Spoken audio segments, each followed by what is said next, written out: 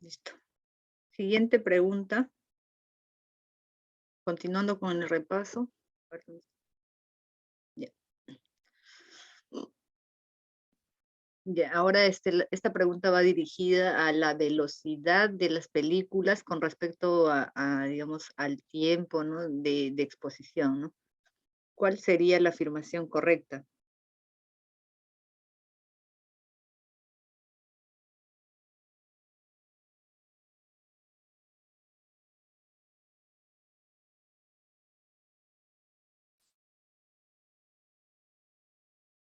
Creo que, creo que los doctores todavía no han regresado. Ya, ahora sí.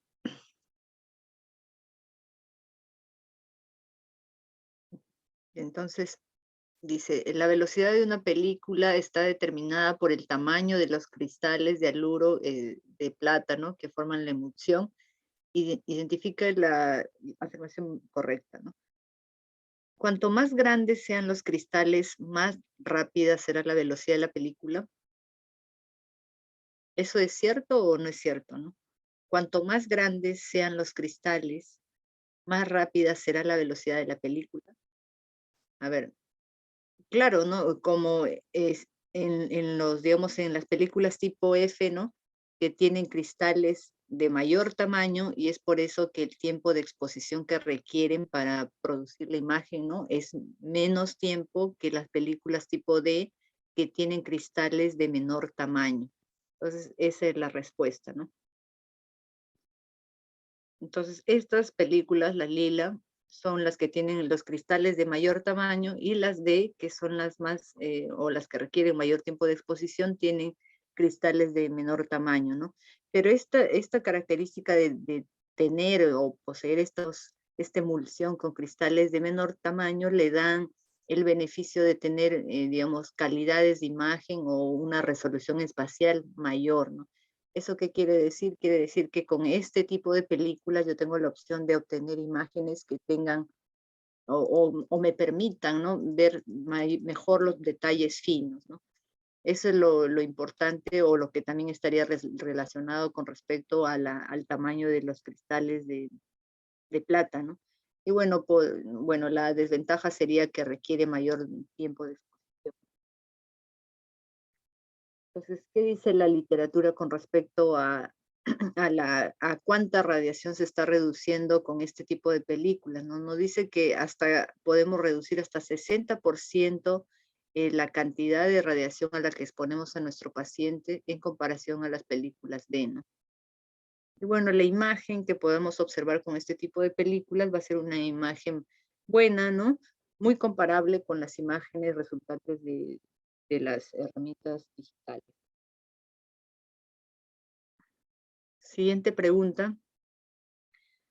¿De qué material está hecho, constituido, ¿no? El objetivo o target, ¿no? Ujú, muy bien, entonces el tungsteno es su componente principal, ¿no? ¿Y por qué se eligió el tungsteno? Dijimos que se eligió el tungsteno porque es un elemento que tiene un alto punto de fusión, ¿no? Ajá, muy bien, por su resistencia al calor, ¿no? Por eso mismo, porque tiene un alto punto de fusión. Siguiente pregunta. Si todos los demás, ya, imaginamos un escenario ideal, ¿no? Donde los factores, digamos, los otros factores, ya sea voltaje, amperaje, son iguales, dice, ¿no? ¿Qué longitud de cono tendrá o con qué longitud de cono obtendremos menos penumbra, ¿no? Ya dijimos que esta penumbra lo que va a hacer es disminuir la nitidez de las imágenes, ¿no? Entonces, ¿con qué tamaño de cono podríamos disminuir esta penumbra?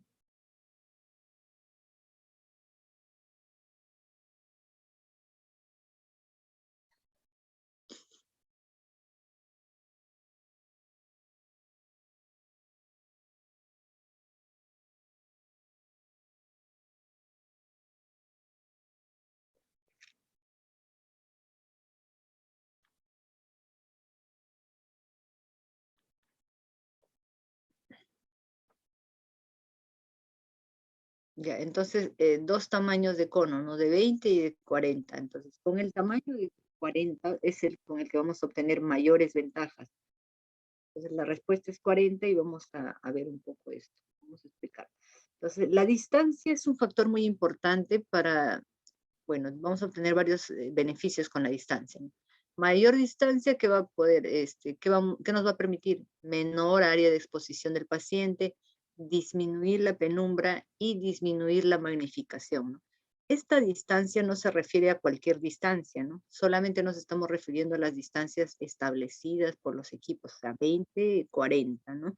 Pues no es que me refiera, ya entonces desde ahora voy a tomarle a mayor distancia porque quiero disminuir la penumbra, porque ya me dijeron en la clase que si yo disminuyo la penumbra, entonces voy a tener imágenes más nítidas. No se refiere a eso, solamente esta distancia se refiere a 20 y a 40. Entonces tenemos acá estos dos tubos, este está a 20 centímetros del objeto que vamos a radiografiar y este otro a 40. Entonces, ¿qué sucede si es que yo me coloco una distancia de 20 centímetros? Voy a radiografiar este objeto y pueden observar, ¿no? Ya sabemos que la naturaleza de las de rayos X es divergente, ¿no? Y bueno, la imagen que yo observe de este objeto radiografiado va a ser de mayor tamaño que el tamaño real, ¿no? Además, digamos, otro defecto, ¿no? De esto vamos a observar estas imágenes oscuras que ya no contemplan el objeto, sino están fuera de él, viene a ser la penumbra. Recuerden que yo le dije que la penumbra es, digamos, el límite de toda la imagen que, digamos, podría estar más o menos borroso, ¿no? Entonces, esa es la penumbra. Entonces, más penumbra, menor nitidez, mejor dicho, ¿no? Más penumbra, menos nitidez. Entonces la penumbra disminuye la calidad de la imagen.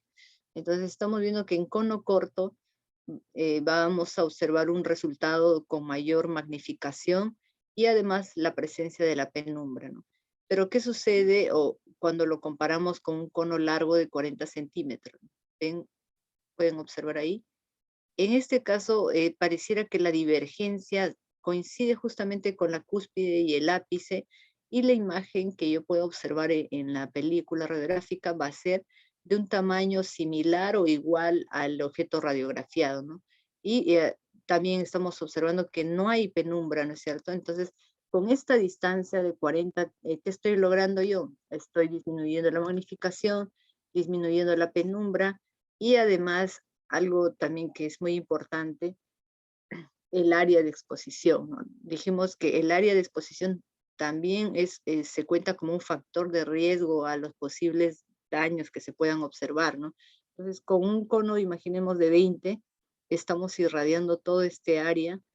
Con un cono de 40, estamos irradiando un área de menor tamaño, ¿no? En comparación que de un cono corto, ¿no? Y además podríamos incluso adicionar este cono largo un colimador externo y con esto ya reduciríamos aún más este área expuesta, ¿no? Para no exponer áreas innecesarias que no me van a servir para el diagnóstico. Entonces, vieron, hay tres beneficios con respecto a la distancia, ¿no? Disminuir la penumbra, disminuir la magnificación y el área de exposición.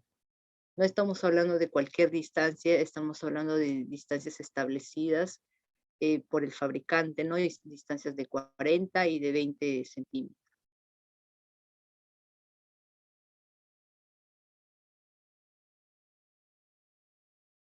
Sí, los posicionadores también nos ayudan con respecto a la penumbra, porque es como que un margen de error que ya se ve establecido, ¿no? Sobre todo porque cuando los posicionadores son de buenas marcas que ya vienen como calibrados, algo así, ¿no? Y sobre todo, bueno, ya que viene la pregunta, voy a recordar algo. ¿Qué nos recomienda la ADA, ¿no? Con respecto a las técnicas radiográficas intraorales, ¿no? Nos recomienda que, o sea, en un primer momento realicemos las tomas con la técnica del paralelismo. Eso es lo que recomienda. O sea, no es como siempre tal vez lo hacemos, ¿no? Porque me incluyo también, Generalmente viene un paciente y, bueno, hacemos una incidencia con la técnica de bisectriz, ¿no? Eso es lo que hacemos generalmente, ¿no? Pero no debería ser así. Lo que nos indica o la recomendación es que nosotros en un primer momento tomemos como la radiografía o la técnica del paralelismo como nuestro, digamos, nuestra primera toma de elección. Si es que por A o B motivo no se pueda realizar con esta toma, digamos, con estos dispositivos para la técnica de paralelismo, no sé, tal vez le produce al paciente algún malestar, ¿no? Entonces, en ese caso, solamente voy a hacer uso de la técnica de la bisectriz. Entonces, siempre vamos a tratar de, en un primer momento, usar la técnica del paralelismo. Como segunda opción, recién la técnica de la bisectriz. Entonces, por múltiples factores también, porque ya hemos visto que la técnica de la bisectriz nos puede llevar a algunos errores, ¿no? Errores sobre todo por un poco lo subjetivo que es determinar en qué punto estamos incidiendo de forma perpendicular a este plano bisector, ¿no? Entonces, esa sería la recomendación. Además de otros beneficios de la técnica del paralelismo, ¿no? Porque ya con esta técnica vamos a, digamos, evitar mucho la distorsión geométrica, la reproducibilidad, los errores que se puedan cometer, ¿no? Eso es importante. Siguiente pregunta. En el procesamiento manual de películas, la temperatura óptima para el revelado es. Ujú. Bueno, a este tipo de pregunta me refería, ¿no? Si en caso viniera en el examen, bueno, ya sabemos, 20 grados centígrados, y ya, bueno, esto ya lo vimos, y dijimos que 5 minutos es el tiempo recomendado por la literatura. Siguiente pregunta. ¿Cuál es la incidencia del haz de rayos X en la técnica de la bisectriz, no?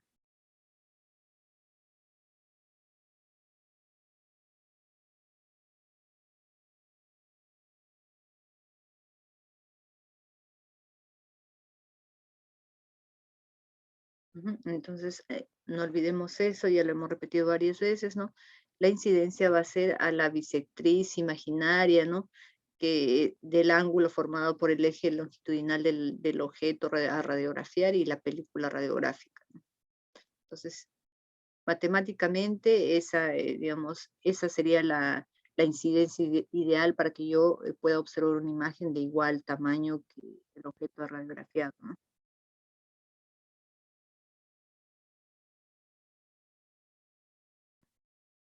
Listo. Bueno, en el chat me están pidiendo que repita la pregunta anterior.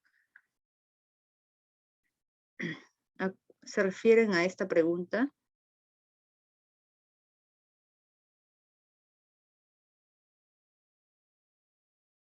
Bueno, la anterior era con respecto a la temperatura ideal, ¿no?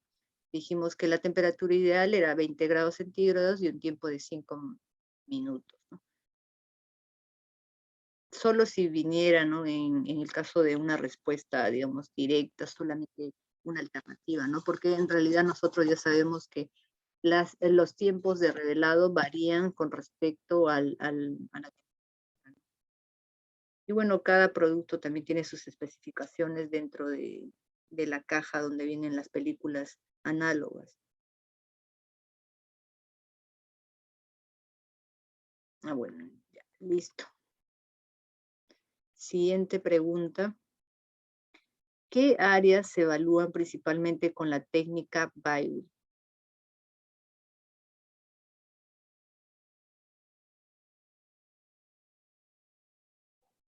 Ya, muy bien, entonces la técnica Baldwin o también aleta de mordida o interproximal, ¿no? Eh, Su nombre va relacionado al área que generalmente para la que se usa, ¿no? Áreas interproximales de los dientes. ¿Qué otras indicaciones tiene esta técnica de Baldwin? O sea, ¿para qué otras? Ujú, muy bien, para observar crestas alveolares en el caso, digamos, de que estamos sospechando de una pérdida, digamos, leve, ¿no? ¿qué otra indicación tendría? O sea, ¿para qué podría usar esta radiografía Bywin?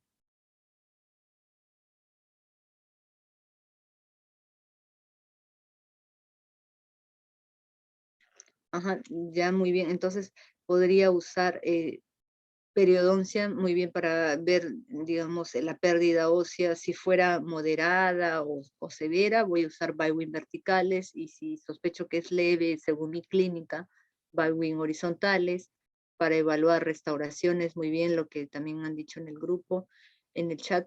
Restauraciones, que las restauraciones sean adecuadas, con sellado adecuado, además también las coronas, ¿no? También se puede evaluar coronas, el ligamento periodontal en esa zona, ¿no? Entonces, bueno, ya, ya sabemos, bueno, la posición del paciente será plano sagital medio perpendicular al piso, el plano de camper paralelo al piso. En cuanto a la angulación, nos refiere la literatura en angulación entre 5 a 10 grados, otros hablan de 0 a 10 grados, otros hablan de 0 a 8 grados, pero más o menos ese es el rango, ¿ya? Esta angulación es positiva y se refiere a la angulación vertical, ¿ya? No angulación horizontal. Entonces, ¿qué nos permite evaluar? Restauraciones, como ustedes muy bien lo han dicho, ¿no? Pérdidas discretas del soporte óseo, y si fuera el caso de pérdidas de moderada a severa, entonces la indicación va a ser una técnica radiográfica de Bywin también, pero en sentido vertical. Entonces, tal vez algunos estarán preguntando, pero ¿qué tal si yo le tomo una periapical con técnica de paralelismo, ¿no? Daría lo mismo, ¿no? Sí, claro que daría lo mismo, pero digamos que con una técnica de paralelismo estaría haciendo dos incidencias, ¿no? Una para la parte superior y otra para la parte inferior. O sea, dos veces lo voy a exponer, ¿no? En cambio, con la técnica de Baldwin, solamente con una incidencia voy a obtener o me va a permitir observar, ¿no? Tanto el maxilar superior y el maxilar inferior. Entonces, esa también sería otra ventaja de esta técnica de Baldwin. Siguiente pregunta. La zona en la que las estructuras están claramente demostradas en una radiografía panorámica se denomina.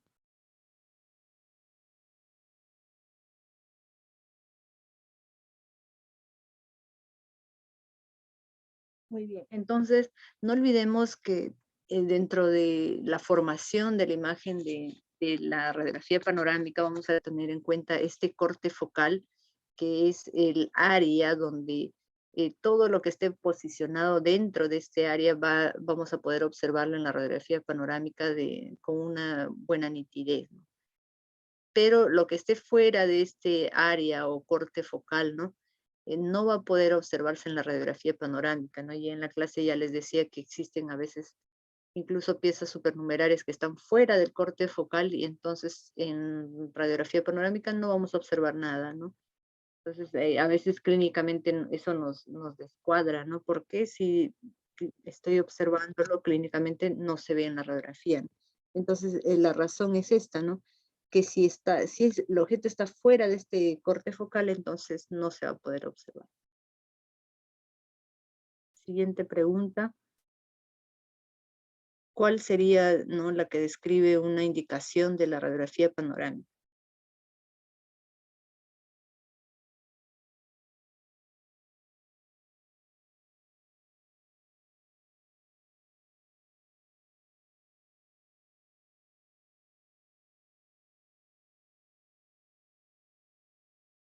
Ya, muy bien.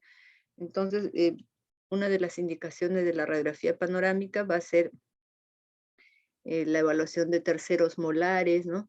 Primera exploración de los pacientes, o sea, todos nuestros pacientes nuevos le vamos a indicar radiografía panorámica, a excepción de los niños, ¿no?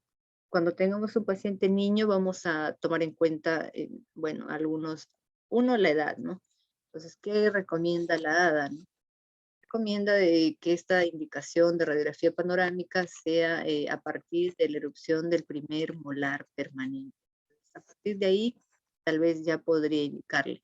En edades más tempranas, no es que no puede, o sea, no es que, o sea, como regla, a ninguno le voy a indicar, ¿no? porque puede ser el caso, y ya he visto también casos así, niños con toda la boca llena de caries y en los que estaría indicado varias radiografías periapicales, ¿verdad? Entonces, y tal vez solamente sean para extracción, ¿no? Entonces, en esos casos podría ser, ¿no? Dependiendo del caso, la indicación una radiografía panorámica, ¿no? Para evitar tantas radiografías periapicales, podría ser que en vez de esta podríamos, ¿no? Pero todo eso también va a depender mucho del criterio del clínico y el plan de tratamiento que quiera realizar, ¿no? Ya tenga algo en mente. O en el caso de, imaginemos, un niño con traumatismo, que sospechemos que tiene una fractura en el cuerpo mandibular o no sé, ¿no? Entonces, en esos casos sí amerita, ¿no? Se justifica. O incluso en niños que tal vez sospechamos de una lesión, no sé, tumoral, quística, ¿no? En esos casos también se justifica el uso de la radiografía panorámica en niños pequeños, ¿no? ¿Para qué otras cosas está indicada esta radiografía? Evaluación de ATM, ¿no? Ya también dijimos en la clase, ¿no? Vamos a evaluar ATM, pero solamente la morfología, o sea, si presenta aplanamiento, osteofitos, desgastes, no sé, algo que me indique tal vez alguna asociación, ¿no? Con proceso degenerativo, ¿no? Solamente vamos a observar eso, más no disco articular, más no posición, solamente morfología. Pacientes con trismos, de hecho, también, porque no podríamos indicarle una radiografía intraoral, ¿verdad? Entonces, acá vemos las ventajas, amplia cobertura, ¿no? Bajas dosis de radiación. Dijimos que una radiografía panorámica equivale aproximadamente a 4 radiografías periapicales, ¿no? Bueno, se realiza en un corto tiempo, más o menos 13, 14 segundos, ¿no? Depende del equipo también. Y nos va a servir mucho como un instrumento didáctico, ¿no? Dentro de sus desventajas, recordemos, no reproduce detalles finos. Eso quiere decir que con una panorámica no vamos a poder realizar todos los diagnósticos. En algunas ocasiones, o muchas veces, mejor dicho, vamos a requerir algunas radiografías periapicales para complementar nuestro estudio. También una de sus desventajas es la magnificación, la distorsión geométrica, ¿no? Superposición de estructuras anatómicas, porque estamos viendo una imagen 2D que representa un volumen 3D. Entonces hay mucha superposición, eso también nos podría llevar a confusión. Bueno, y con respecto al corte focal, objetos que estén fuera del corte focal tampoco los vamos a poder observar. Siguiente pregunta. ¿Qué proyección es indicada, ¿no? Para el examen o frente a la sospecha, ¿no? De fractura de arco cigomático?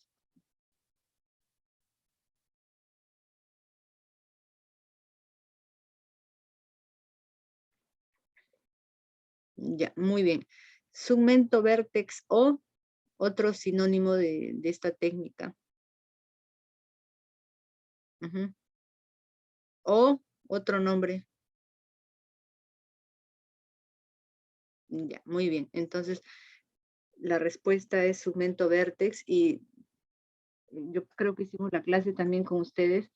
Recordarán que les dije que esta técnica, segmento vértex, como su nombre lo indica, es del mentón hacia la parte posterior. Entonces es una técnica antero-posterior, bueno, una de las pocas que usamos en ese sentido, ¿no? Antero-posterior. Las demás, por ejemplo, la Batters, la póstero-anterior, que su nombre lo dice, ¿no? Cefalométrica póstero-anterior, son incluso la HIR, no, la que estoy diciendo HIR, no, la Down inversa, ¿no? También son de incidencia póstero-anterior. Entonces, a diferencia de todas ellas, esta segmento vértex es antero-posterior, ¿no? Eso sería tal vez un dato para recordar, para diferenciarla de las demás, ¿no? Hay otra también técnica radiográfica antero-posterior, es también cefalométrica antero-posterior, que, bueno, sí, su indicación, ¿no? Sobre todo lo usan los ortodoncistas, ¿no? Para evaluar el axis, ¿no? No diré el odontoides.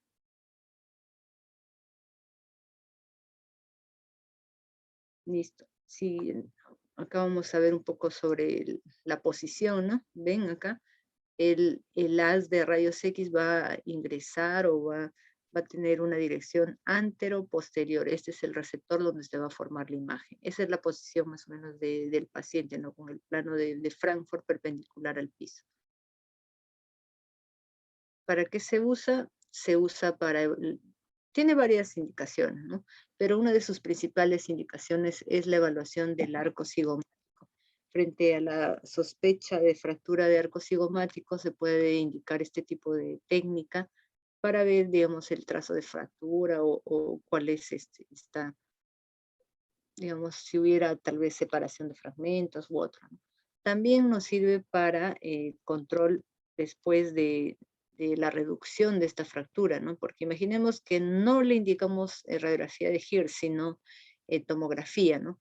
Entonces, después le realizamos la reducción de esta fractura, pero para ver el control, ¿no? Que esta reducción haya sido adecuada, no le vamos a volver a indicar tomografía porque ya sabemos que estaríamos exponiendo al paciente a mayores dosis de radiación, sino podríamos en vez de ello indicarle un segmento vértex y bueno, claramente acá podríamos observar, ¿no? Estos dispositivos de osteosíntesis, ¿no?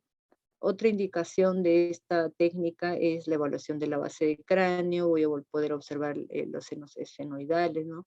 Y bueno, como vino también esta pregunta con respecto a esta técnica, la posición y orientación de los cóndilos mandibulares, ¿no? También se puede observar el seno, bueno, ya dijimos, el seno esfenoidal y la curvatura del maxilar inferior. Pero una de sus principales indicaciones, arco cigomático, ¿no? Aunque ya ha sido pregunta de examen y la respuesta era posición y orientación de los cóndilos mandibulares, ¿no? Siguiente pregunta. ¿Qué proyección estaría indicada para el examen de tejidos blandos de la cara, ¿no?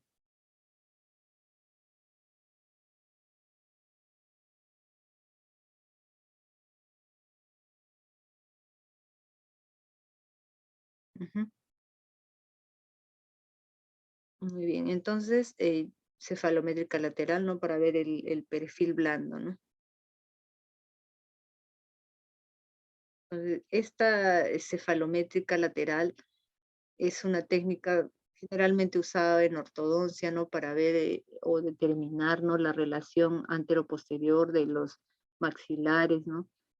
Para determinar si es, digamos, clase 1, clase 2, clase 3, ¿no? Para ver el crecimiento facial, incluso para controles después de cirugías ortognáticas también nos sirve para hacer comparaciones, ¿no? Para todo ello se va indicando esto, incluso cuando se indica estas radiografías, muchas veces van acompañadas por análisis cefalométricos que nos ayudan a hacer proyecciones, también proyecciones de cómo o qué podría ser, o nos ayudan también, incluso proyecciones de movimientos dentarios, ¿no? Listo. Siguiente pregunta. ¿Cuál es la lesión quística odontogénica más frecuente?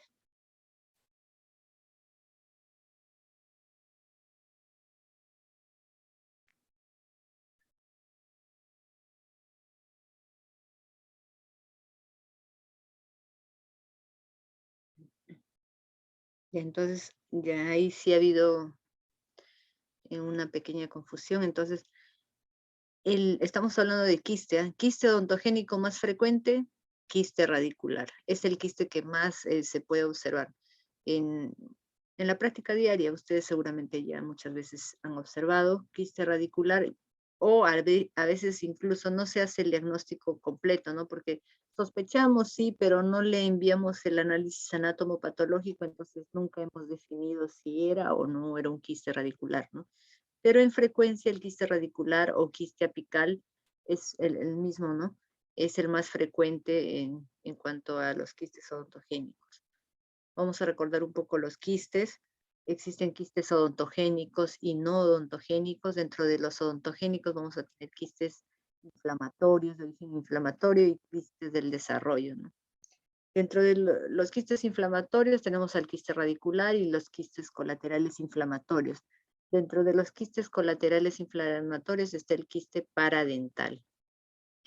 Dentro de los quistes del desarrollo, el más frecuente de los quistes del desarrollo es el dentígero y seguido por el queratoquiste odontogénico, ¿no? Entonces, si tenemos un ranking de primer, segundo y tercer lugar, vamos a decir, dentro de los quistes odontogénicos, primer lugar quiste radicular, segundo lugar quiste dentígero, tercer lugar quiste, el queratoquiste odontogénico.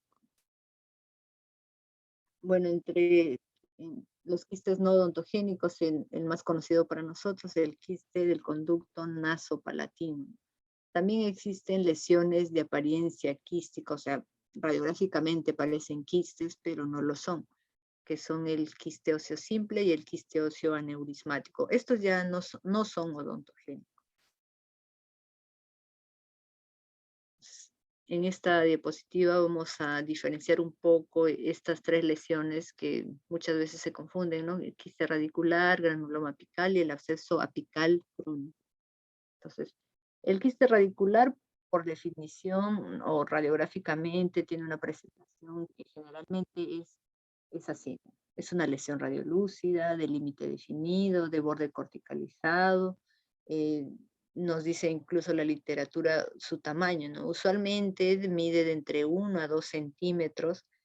Claro que todos estos son características referenciales, ¿no? O sea, ¿podría haber quistes radiculares más grandes? Sí, sí los hay quistes radiculares gigantes, podrían ser más pequeños, también podrían ser, todo depende de cómo es su estructura y anatomopatológicamente cómo se observa, ¿no? Entonces, hay quistes radiculares que no tienen cortical, también los existen, sobre todo cuando hay un proceso infeccioso agregado que hace que se pierda esta cortical, ¿no? Pero en general, su presentación, digamos, más frecuente o que nos sugiere que se trate de un quiste radicular son estas características, ¿no? En cuanto al granuloma apical, vamos a ver que nuevamente es una imagen radiolúcida de límite definido, pero esta vez no va a tener un borde corticalizado, ¿no? Esa va a ser su diferencia con respecto al quiste radicular. Y por otro lado, el absceso apical crónico, este sí ya es muy diferente, ¿no? Porque no va a tener ni límites definidos ni bordes corticalizados. O sea, lo único que compartiría con los demás es que es una imagen radiolúcida, nada más, ¿no? Es una imagen radiolúcida, sí, pero de límites no definidos y de bordes no corticalizados.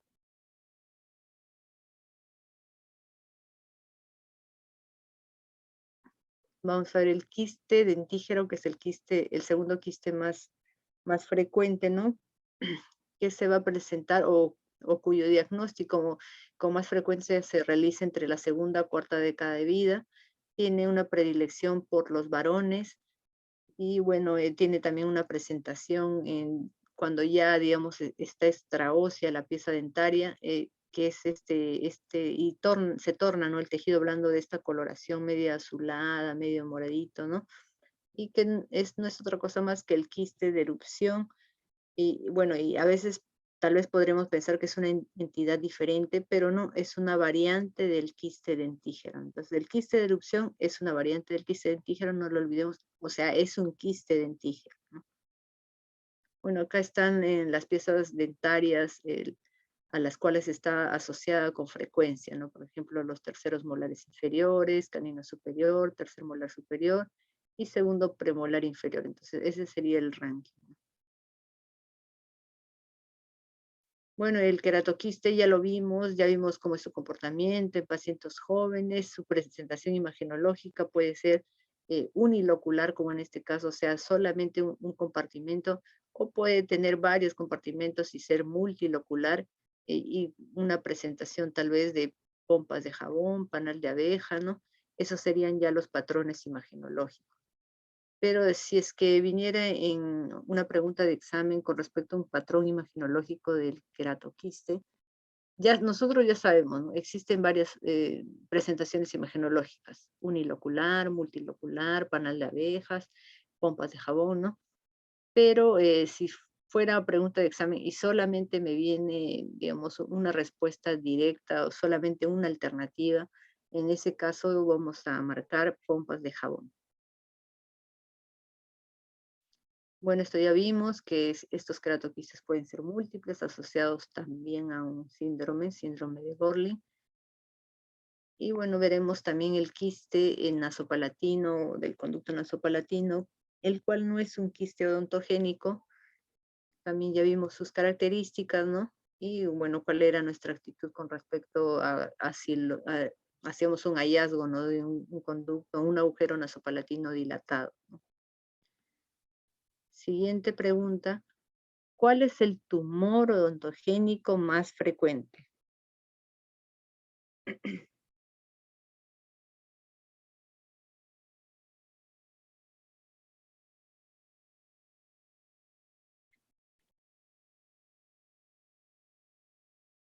Y entonces, en esta respuesta también ha habido un poco de debates, ¿no? Pero la mayoría ha respondido bien. Entonces, el tumor odontogénico más frecuente es el odontoma. ¿Ya? Y el queratoquiste es un quiste, ¿ah? Por eso se llama queratoquiste.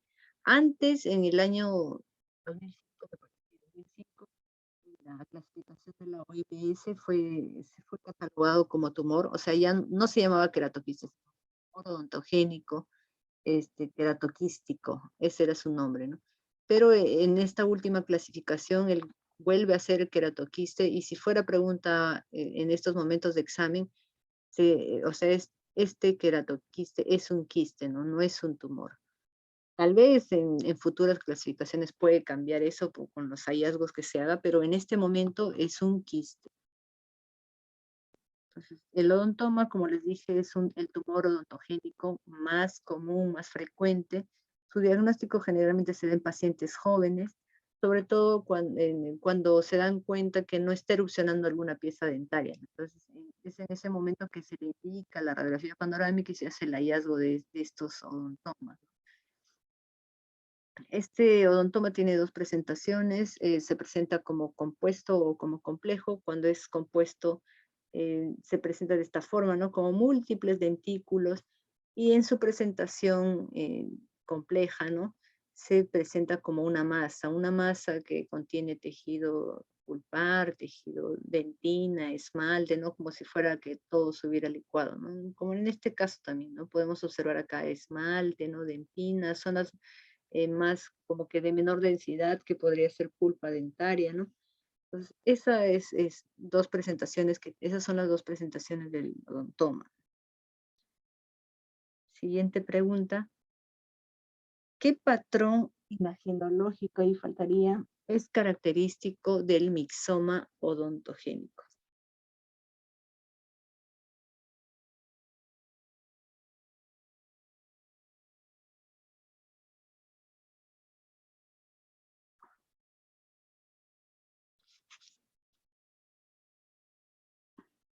Listo, muy bien.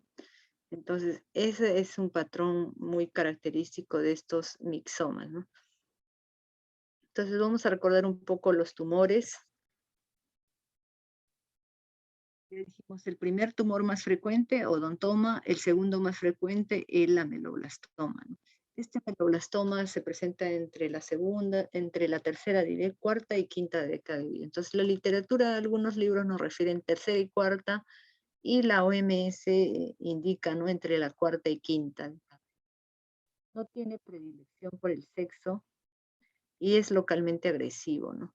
Entonces, además es altamente recidivante, al igual que el queratoquiste. Su localización más frecuente, ah, bueno, escriben en el chat que si podríamos retroceder. La pregunta era con respecto a la presentación imaginológica del mixoma. ¿Cuál es su presentación o su patrón imaginológico? Y la respuesta era raqueta de tenis. Y entonces estamos recordando ahora los tumores, ¿no? Los tumores más frecuentes, tumores odontogénicos. Entonces, vamos a ver que la presentación imaginológica de este ameloblastoma es también variada, ¿no? Puede ser unilocular, como en este caso, que resultó ser un ameloblastoma uniquístico, ¿no? Puede ser multilocular, puede presentarse como pompas de jabón, como panal de abejas. Igual, si es que fuera pregunta de examen, la respuesta con respecto a su patrón imagenológico va a ser panal de abeja, ¿no? Pero ya sabemos nosotros que esta lesión puede tener múltiples presentaciones imagenológicas, ¿no? Sus diagnósticos diferenciales, ¿no? Y bueno, creo que esta parte lo van a tratar más en patología. ¿Cuál es el comportamiento, dijimos, de este ameloblastoma? Tiene un comportamiento agresivo, ¿no? No es como el queratoquiste que casi no desplazaba, que casi no expande, ¿no? En cambio, este no, este desplaza, perfora tablas óseas, reabsorbe piezas dentarias, tiene un comportamiento muy agresivo en comparación al queratoquiste, pero una presentación imagenológica bastante semejante, ¿no? Eh, bueno, me preguntan en el grupo si pompas de jabón es igual que el queratoquiste. Sí, como les justo estaba diciendo, ¿no? La presentación imagenológica puede ser semejante en un ameloblastoma, un queratoquiste, un mixoma, ¿no? Un granuloma central de células gigantes. Entonces, pueden tener presentaciones imagenológicas similares, sí. Es por eso es que tienen diagnósticos diferenciales, ¿no? O sea, bien podría ser un ameloblastoma, podría ser también un queratoquiste, podría ser un mixoma, un granuloma central de células gigantes, ¿no? Claro que ponemos un punto y lo diferenciamos del queratoquiste, por ejemplo. Ya dijimos, el queratoquiste no expande mucho, no desplaza mucho las piezas dentarias, casi no reabsorbe raíces, ¿no? Ese es su comportamiento generalmente, ¿no? A diferencia del ameloblastoma que tiene un comportamiento más agresivo, expande tablas, perfora tablas, reabsorbe un montón las raíces, desplaza las piezas dentarias, entonces si solamente pensamos en las imágenes se pueden parecer, ¿no? Sí, pero van a haber ciertas cosas que tal vez nos pueden inclinar hacia otro diagnóstico, ¿no? Pero en ese caso también cuenta la clínica, ¿no? La clínica es muy importante porque si no estamos observando la clínica, entonces no podemos muchas veces tal vez acercarnos al diagnóstico definitivo, ¿no? Imagínense, estoy observando a un paciente con esta lesión, pero clínicamente prácticamente no se nota. Entonces, lo más seguro, o tal vez mi primera opción de diagnóstico presuntivo, ¿no? Sería queratoquiste, ¿no? Pero en otro caso, veo una lesión muy similar, pero el paciente viene con la cara toda, con un aumento de volumen bastante considerable, y reabsorción de las raíces, piezas dentarias que ha perdido, una pieza que está ya desplazada, ¿no? Entonces, en esos casos, tal vez mi primera opción no va a ser queratoquiste, sino mi primera opción será, este debe ser un ameloblastoma. Entonces, también, ¿qué cuenta? Cuenta saber la frecuencia de la lesión. O sea, no voy a decir en primer lugar, este debe ser un granuloma central de células gigantes. No lo voy a decir porque ese es un diagnóstico un poco menos frecuente, ¿no? Siempre voy a pensar que esta lesión podría estar asociada a una lesión más frecuente, teniendo en cuenta también la edad del paciente, ¿no? Entonces, si la pregunta con respecto al ameloblastoma me dijera, ¿cuál es el patrón imagenológico de este ameloblastoma? Y solamente tengo una respuesta, entonces yo voy a marcar panal de abejas, ¿ya? Que es su presentación más frecuente, ¿no? Pero ya sabemos nosotros que tiene múltiples presentaciones, incluso esta presentación que es uniquística, ¿no? Que pareciera un quiste dentígero, ¿no? Pero es un ameloblastoma uniquístico. Entonces, eh, tiene múltiples presentaciones imagenológicas, pero siempre hay una pregunta de examen con respecto o para asociar o solamente indicar un patrón imagenológico. Repito, su patrón será como panal de abejas, ¿no?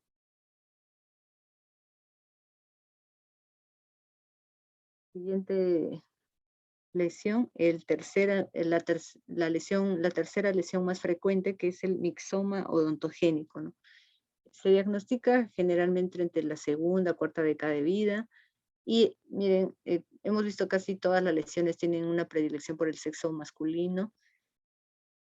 El ameloblastoma no tiene predilección por el sexo, y este mixoma tiene una preferencia, ¿no? Una predilección por el sexo femenino.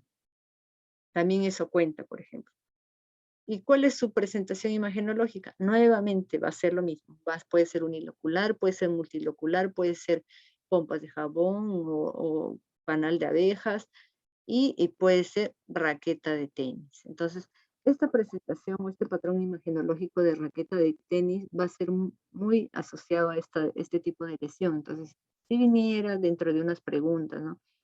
Eh, elija o no sé, indique el patrón imagenológico del mixoma, entonces la respuesta va a ser raqueta de tenis, ¿no? Pero nosotros ya sabemos teóricamente y para nuestra práctica en la clínica, ¿no? Que esta lesión también puede presentar una presentación, puede presentarse como unilocular o multilocular, y dentro de los multiloculares como panal de abejas, pompas de jabón, ¿no? Entonces, o sea, imagenológicamente pueden parecerse, ¿no? Pero tal vez algo importante o algún un dato que nos pueda ayudar a diferenciarlo con respecto tal vez de un ameloblastoma, sea que estos septos que están dentro de la lesión son bastante finos en comparación a los que se presentan en los ameloblastoma, que son unos septos un poco más gruesos. Ese, por ejemplo, es un dato imagenológico para, digamos, acercarnos más al diagnóstico anatomopatológico, ¿no? Porque finalmente lo que defina de qué se trata va a ser el análisis anatomopatológico.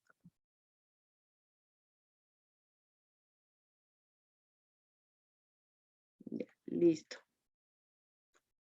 Siguiente pregunta. ¿Cuál es la técnica extraoral indicada ante la sospecha de rhinosinusitis maxilar?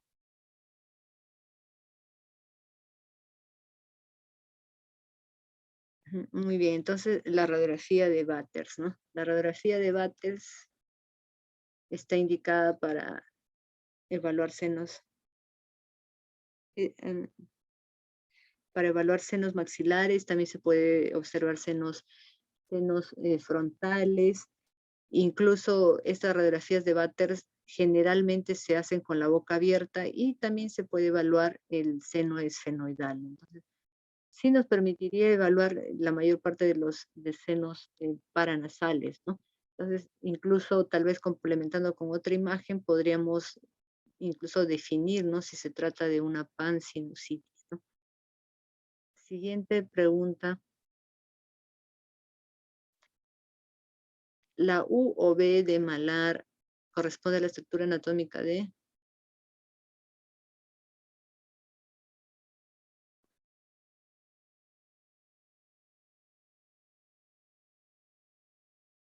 Ya, muy bien. Ay, la mayoría ha respondido bien.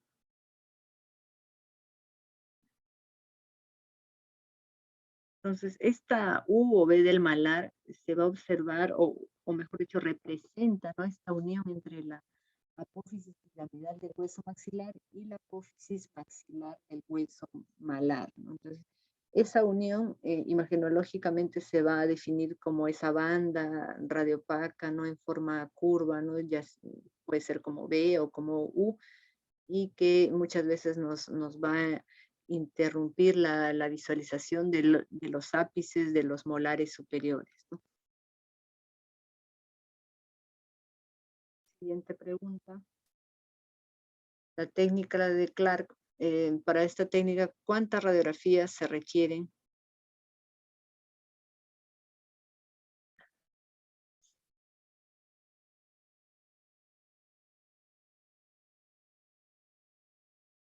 Ujú, muy bien, entonces la respuesta sería 2 radiografías periapicales con diferente incidencia. Incidencia se refiere a la angulación, ¿no? Entonces, porque imaginemos que yo digo 2 radiografías periapicales, nada más, entonces no podrían ser que las dos sean orto, ¿no? Entonces, la respuesta completa sería 2 radiografías periapicales con diferente incidencia. Entonces, no vayan a leer rápido, ven 2 radiografías periapicales y marcan. Entonces, tiene que ser de incidencia o angulación. Entonces, ahí para recordar nuestra técnica de desplazamiento horizontal, o también llamada del objeto bucal, o desplazamiento de Clark, ¿no? la mnemotecnia para la interpretación de esta. Ah, hay una pregunta en el chat, ¿no? Por ejemplo, dice, ¿por qué no la respuesta no podría ser la E? Que dice, dos radiografías con diferente angulación vertical. ¿Por qué? Porque la técnica de Clark es de desplazamiento horizontal. O sea, dos radiografías periapicales con diferente angulación podría ser, ¿no? Angulación, pero horizontal, no vertical. Esta técnica con diferente angulación vertical ya es otra técnica, no es la técnica de Clark, ¿no?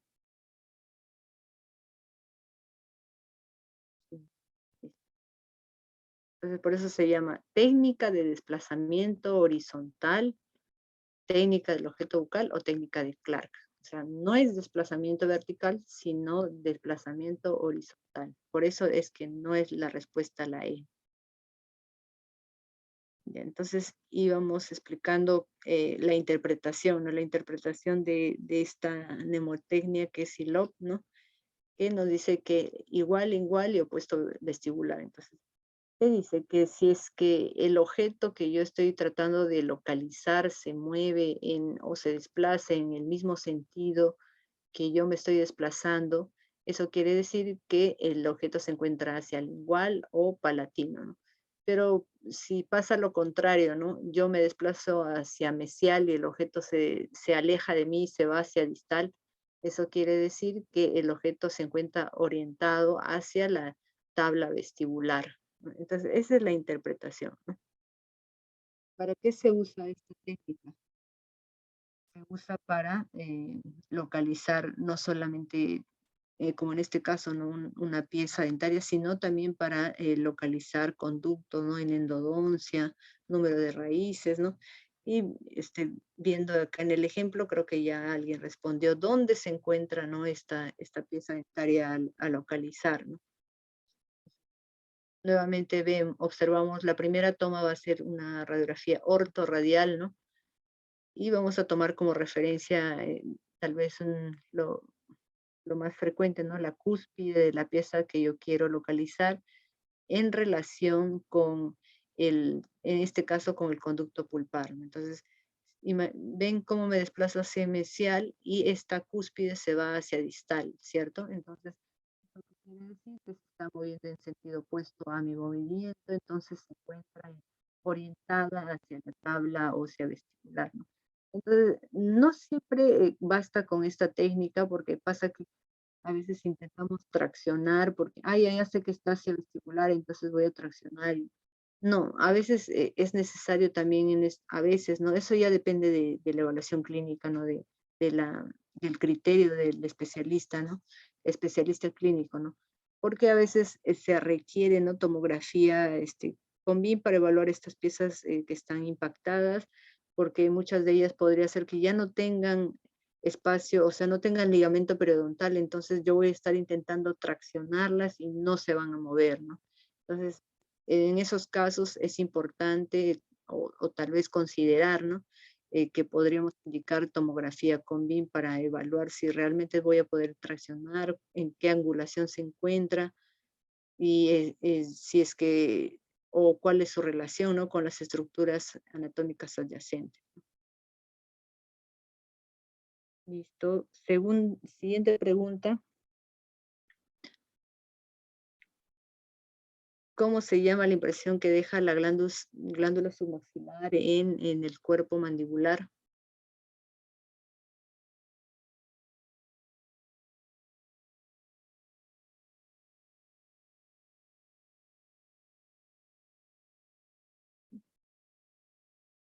Listo, muy bien, la respuesta es defecto óseo de Stafford, ¿no? ¿Y cómo es este defecto? ¿No es una imagen radiolúcida de límite definido?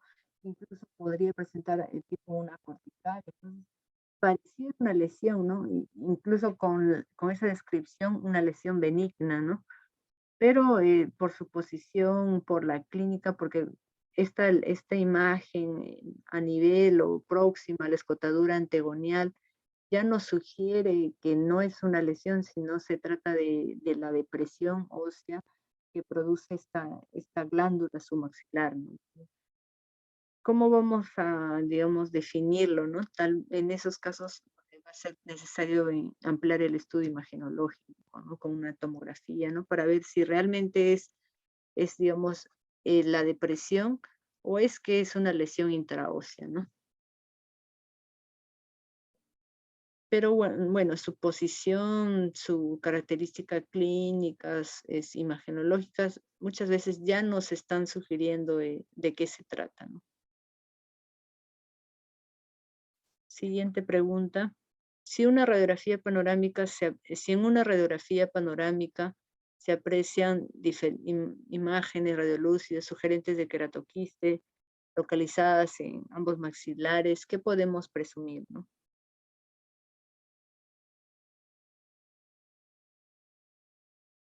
Ujú. Entonces, podemos presumir que se esté asociada ya a un componente sistémico, ¿no? Entonces, mucho cuidado con eso, ¿no? Cuando observemos múltiples lesiones, ya sean osteolíticas u osteoblásticas, podríamos ya estar pensando que podría ser que esté relacionado con algún otro componente no sistémico, ¿no? Siguiente pregunta. La radioterapia puede producir las siguientes complicaciones orales, excepto.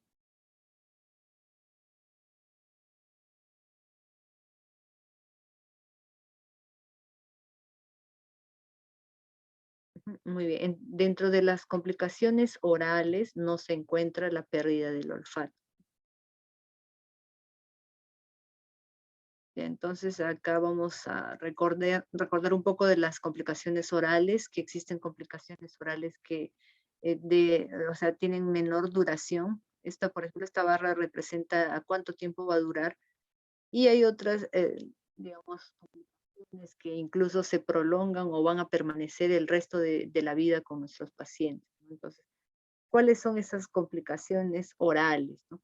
La pérdida del gusto, la mucositis, la hiposalivación, caries asociada a radiación, trismus y la susceptibilidad a osteoradionecrosis, ¿no? Entonces, ven que esta susceptibilidad incluso puede prolongarse y permanecer con el paciente de por vida. Entonces, no nos confiemos si el paciente nos dice, sí, tuve cáncer, digamos, cáncer de lengua, no sé, pero ya estoy curado, ¿no? Sí puede ser que esté curado, pero la susceptibilidad a ser o a complicarse con osteoradionecrosis todavía permanece ahí. Incluso podría ser que esté con el paciente de por vida, como les había mencionado. Entonces hay que tener mucho cuidado cuando hacemos un procedimiento a este tipo de pacientes, ¿no? Y si no lo podemos manejar, entonces siempre es bueno derivar a un especialista.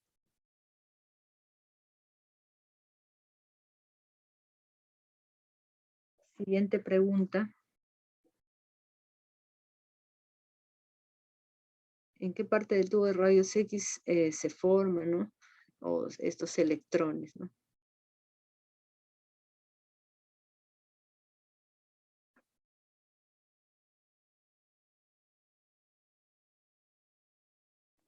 Ujú, muy bien. La respuesta es cátodo, ¿no?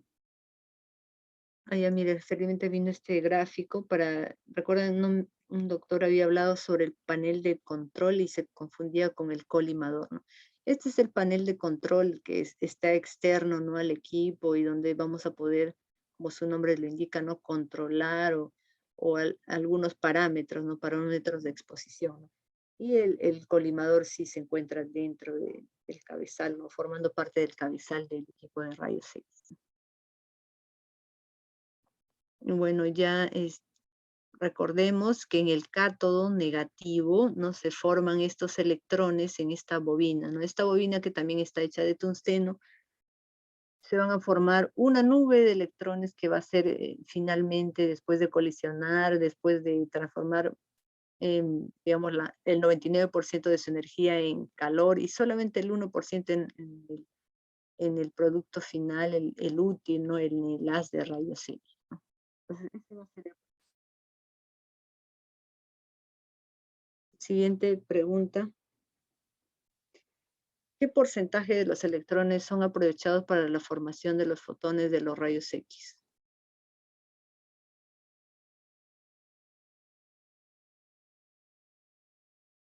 Ujú. Entonces, solamente el 1% de toda la energía cinética que poseen estos electrones será, digamos, útil, ¿no? Será transformada en haz de rayos X.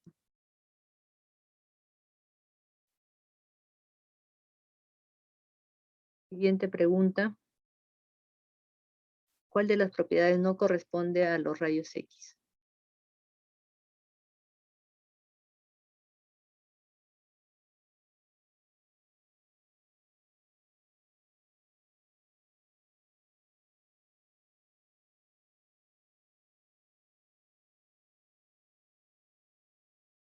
Listo, muy bien. Ha respondido muy bien.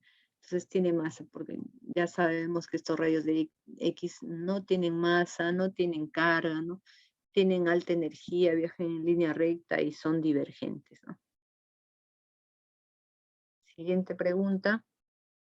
La apófisis coronoide se puede observar en radiografías de que cuando hacemos unas incidencias eh, para, para qué piezas dentarias podemos observarlo.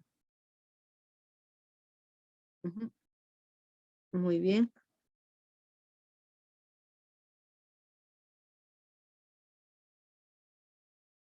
Entonces, cuando hacemos una incidencia para molares superiores, tenemos algunos hallazgos que se pueden realizar. ¿Cómo son? Podemos observar esta imagen radiopaca, ¿no? Que representa el gancho de la pterigoides, ¿no? El gancho de la pterigoides, la tuberosidad del maxilar, el seno maxilar. En este caso también estamos viendo la apófisis coronoides, ¿verdad?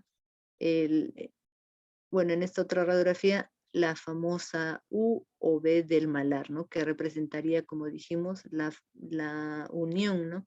De la apófisis piramidal del hueso maxilar y la apófisis cigomática del hueso malar. Entonces, esos serían los hallazgos que se pueden realizar cuando hago una incidencia para molares superiores.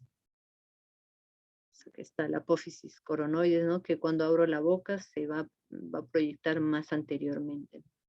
Y en este caso incluso pareciera como un dedo, ¿no? Siguiente pregunta. Elija la opción que corresponda a un efecto estocástico.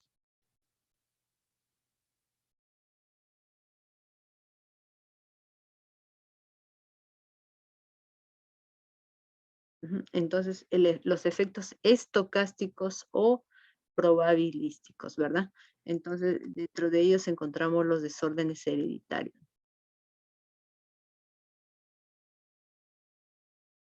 Ya vimos eso. Siguiente pregunta.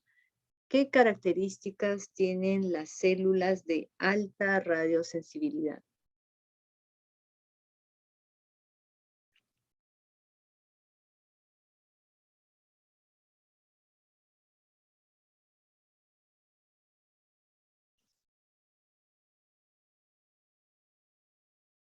Ya, muy bien. Entonces, ¿qué le vamos a agregar a esto ya? Está bien, sí, son, son indiferenciadas o poco diferenciadas. Además, ¿qué dijimos de otras características que tienen estas células?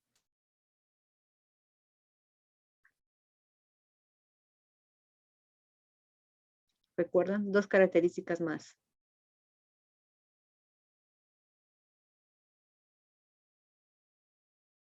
Ajá, muy bien. Sí, entonces su metabolismo es mayor, hay mayor división mitótica, ¿no? Entonces, también son características o factores que van a determinar la radiosensibilidad de los tejidos. Muy bien.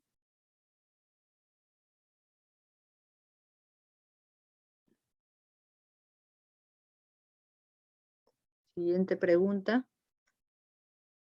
¿Cuál es la mayor fuente de radiación ionizante?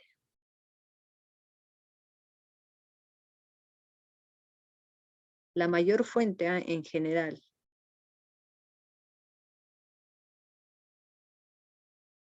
Ujú. Entonces, ya, otra pregunta voy a hacer. ¿Cuáles son las fuentes de radiación ionizante?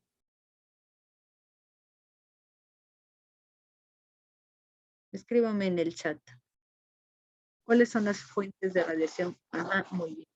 Muy bien, entonces existen dos fuentes de radiación ionizante, naturales y artificiales, ¿no? Entonces, y dentro de ellas, ¿cuál es la mayor fuente de radiación ionizante? Ujú, muy bien, ya está. Entonces, la fuente natural, muy bien. Entonces, no nos olvidemos eso. Hay que leer bien la pregunta para no equivocarnos. Entonces, si nos preguntan sobre la fuente de radiación, la mayor fuente de radiación ionizante son las fuentes naturales. Si nos preguntan dentro de las fuentes naturales cuál es, digamos, el más representativo, ¿no? Pues ya es otra respuesta. Y si fuera de las fuentes artificiales, ya vienen, ajá, muy bien, el radón sería, ¿no? El más representativo. Y si fueran de las fuentes artificiales, el que va a representar la mayor fuente de radiación ionizante de origen artificial, vendrían a ser los equipos médicos, ¿no? Ajá, muy bien. Listo. Siguiente pregunta. Ah, bueno, aquí estamos recordando, ¿no? Esto ya lo vimos. Siguiente pregunta. La radiografía panorámica está indicada en los siguientes casos, a excepción de...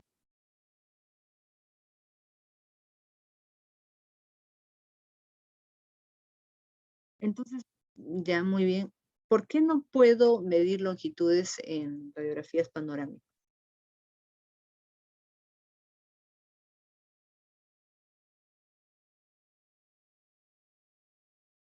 Ajá, muy bien. Porque existe una magnificación, ¿no? Propia ya de la técnica en sí. Entonces, es por eso que no puedo medir. Ajá, muy bien. Hay una distorsión, no, no es una, no, no voy a obtener imágenes uno a uno, ¿no? Muy bien. Ya vimos esto. Siguiente pregunta. ¿Cuál de los siguientes reparos anatómicos o estructuras anatómicas no se observan en radiografías panorámicas?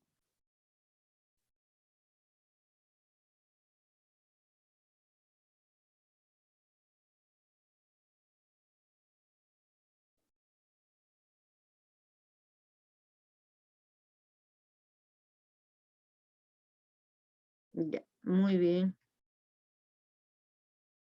Entonces, digamos, ¿qué estructuras anatómicas de tejido blando puedo observar en radiografías panorámicas?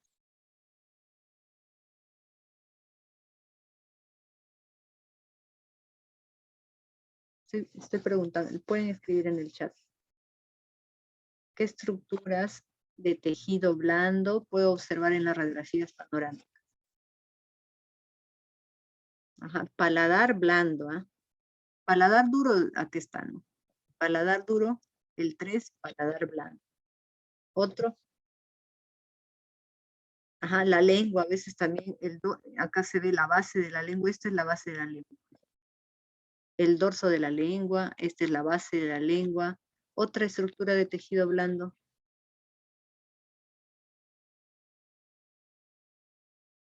muy bien. La punta de la nariz también a veces se proyecta acá, sobre todo cuando tienen la nariz un poco más prominente.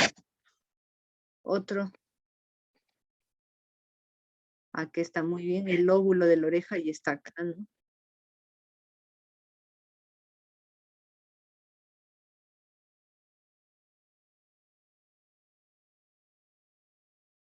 Uno más por encima del hueso yoides. Ajá, muy bien, la epiglotis. Bueno, en este caso no se observa muy bien, pero es como tipo un bastoncito por encima del hueso yoides. Se observa también la epiglotis. Algunos espacios también como la orofaringe, la nasofaringe también se puede observar. Y bueno, lo de tejido óseo, ¿no? Lo que ya estamos viendo. Conducto auditivo externo, fosa maxilar, la cortical del seno maxilar, paladar duro, ¿no?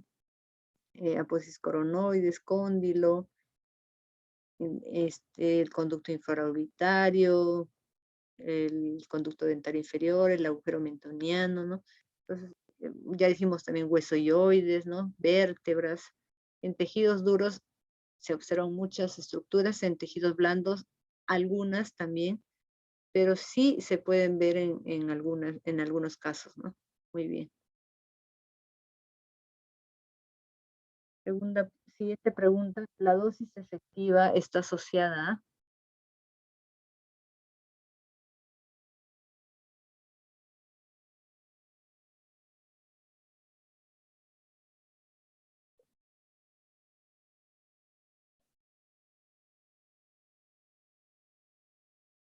Muy bien. Entonces, cuando hablamos sobre dosis efectiva, siempre debemos pensar, ¿no?, en la radiosensibilidad de los tejidos, porque ya hemos visto que en su fórmula toma en cuenta este factor de ponderación o este valor numérico que va a hacer que la dosis efectiva sea mayor o menor, ¿no es cierto? Y con esto también el riesgo se incrementa, ¿no? Vemos esto, ¿no? Siguiente pregunta. ¿Cuál es la técnica extraordinaria indicada ante la sospecha? Esto ya es una pregunta, ¿no? Repetida, ¿no? Rhinosinusitis maxilar, ¿no? Batters, acá vemos la radiografía. Ahí, la radiografía de Batters, podemos observar, como ya les había indicado, también el seno frontal, la sutura cigomático frontal, que viene a ser esta, ¿no?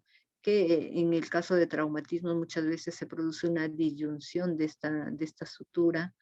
También se puede ver o evaluar el tabique nasal y este espacio acá, una imagen radiolúcida medio redondeadita que vendría a ser en los senos esfenoidales, ¿no?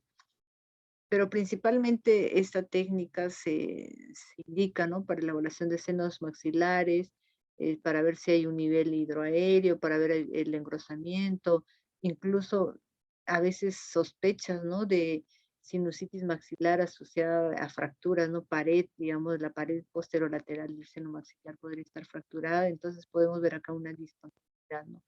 El engrosamiento de esta pared, el aumento de la densidad, ¿no?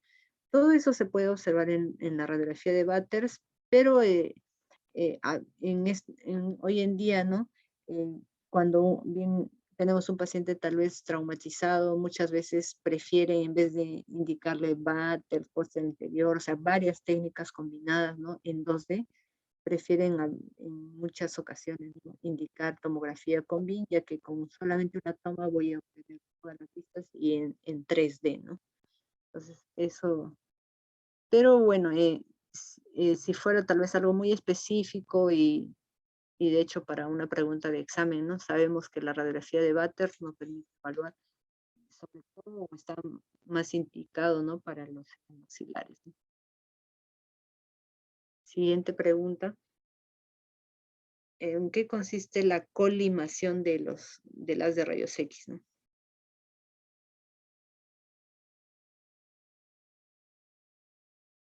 Ajá, muy bien, entonces eso ya quedó muy claro, ¿no?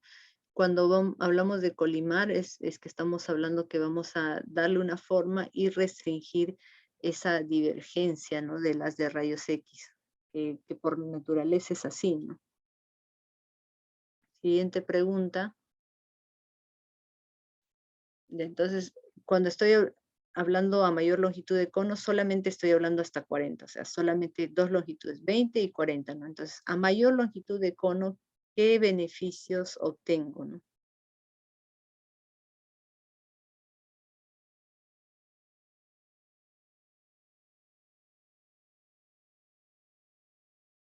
Ujú, muy bien, entonces los beneficios que voy a obtener con este cono más largo es menos magnificación, menos penumbra y menos área de exposición, ¿verdad?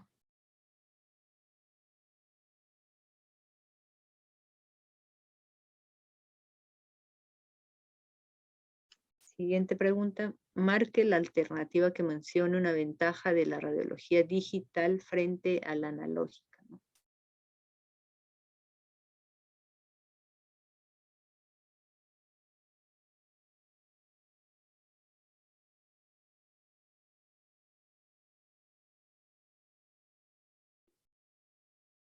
Ujú, muy bien, entonces la mayor ventaja de la radiología digital es que disminuye, ¿no?, el tiempo de exposición de nuestros pacientes, ¿no? Podemos obtener otros beneficios, sí, como por ejemplo podemos manipular en el software, ¿no?, hacer mediciones, invertir contrastes, digamos, podríamos hacer un backup también con todas las tomas de nuestros pacientes, ¿no? Pero una de sus mayores ventajas, ¿no? Con respecto a la radiografía analógica, ¿no? Es la disminución en el tiempo de exposición, ¿no? Lo cual es bastante importante también para disminuir los riesgos, ¿no? Los probables riesgos. Entonces, ya hemos visto estos. Siguiente pregunta. El OLA es una imagen radiolúcida redondeada, ovalada o irregular, puede ser corticalizada o no, proyectada entre las raíces en el tercio medio apical de los incisivos centrales. ¿A qué nos estamos refiriendo?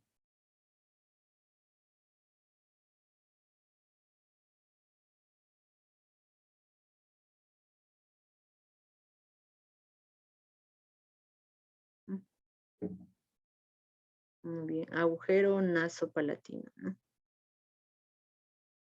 La fosa incisiva está en la parte anterior, inferior, y bueno, no es tanto, es más puntiforme, ¿no?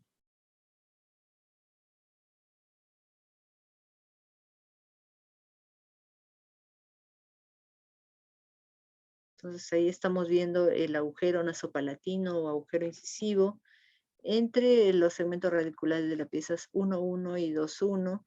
A veces puede presentarse de mayor tamaño. Ya dijimos que el límite es 6 milímetros para poder englobarlo, ¿no? Dentro de las variaciones anatómicas.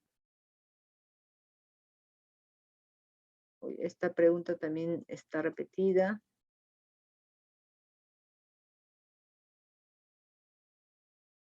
Entonces ya nos olvidamos, ¿no?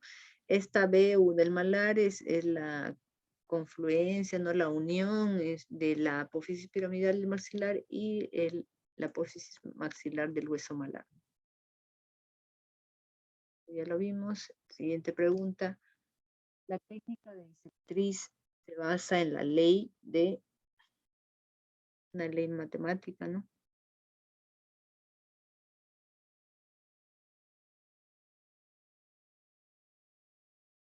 Muy bien.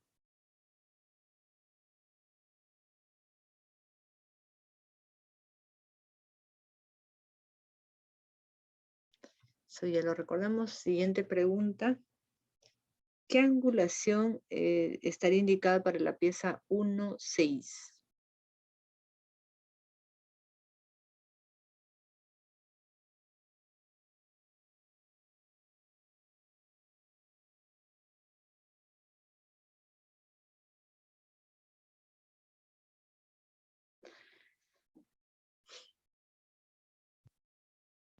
Vamos a ver, vamos a repasar. Ajá, muy bien, ahora sí respondieron las respuestas, ¿no? Estamos hablando de molares superiores, ¿verdad? Entonces, si hablamos de molares superiores, o bien la alternativa sería solamente una respuesta, digamos, 20 grados o un rango, ¿no? Entre 20 y 30 grados. Entonces, entre 20 y 30 grados está 25, ¿verdad? Esa sería la respuesta, ¿no? 35 ya sería para premolares. Siguiente pregunta. ¿Qué técnica periapical ofrece menor distorsión geométrica?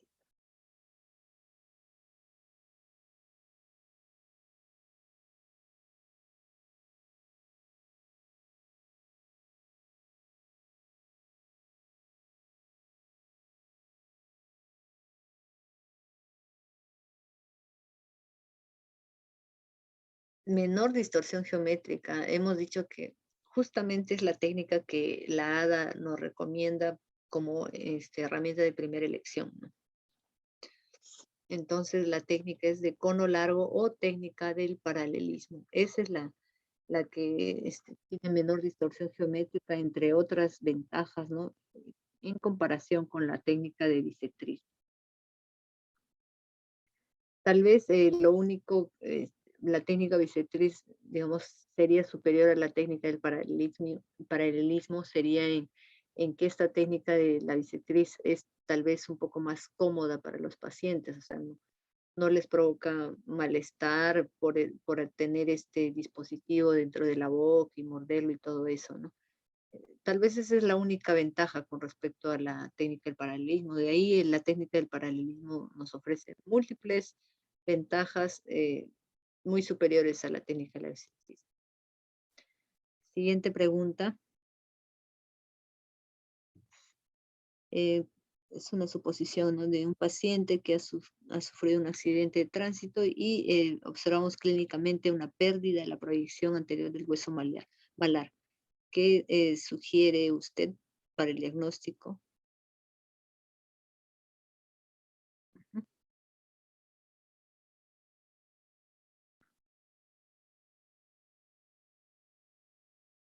Ajá, muy bien. Entonces, lo que vamos a sugerir es indicar un asumento vértex o también Hirsch, que es lo mismo, ¿no?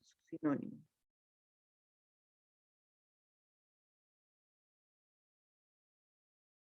Mm, Bueno, allá en el chat estoy leyendo que me piden que repita la diapositiva. Ah, ¿se refieren a esta? Bueno, esta diapositiva también está en su clase, ¿ah? No, no se preocupen, en su clase, en la clase de radiología, no sé si, yo creo que ya la han hecho o debe estar también en la plataforma, ¿no? Pues, ahí van a poder encontrar esa tabla.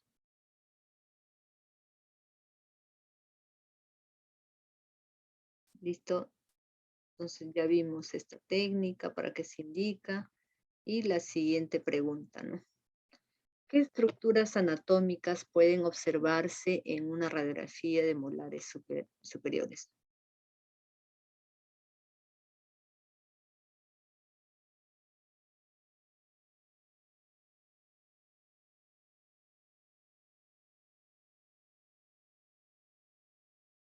Muy bien, entonces vimos ya en una diapositiva anterior, ¿no?, que podemos observar varias estructuras anatómicas como este gancho de la pterigoides, el proceso coronoideo, ¿no?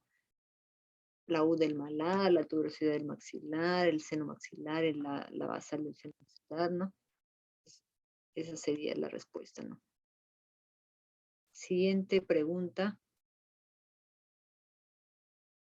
La dosis efectiva depende de...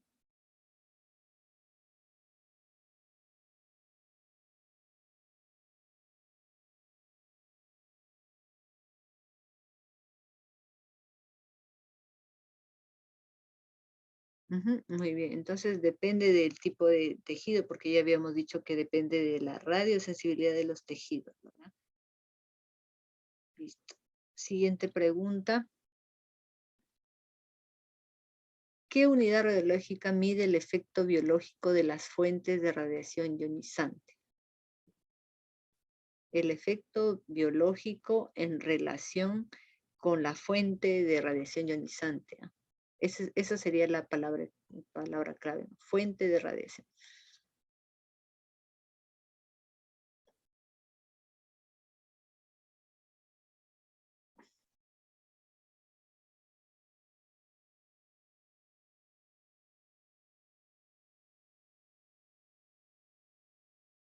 Dentro de las unidades radiológicas, ¿cuál de ellas, o sea, dosis absorbida, exposición, dosis equivalente, dosis efectiva, radioactiva? Dentro de todas esas unidades radiológicas, ¿cuál de ellas está, o dentro de su fórmula, ¿no?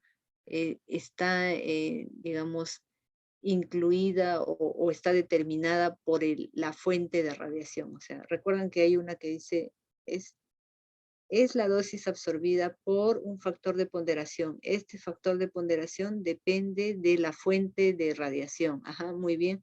Sería la dosis equivalente, ¿verdad?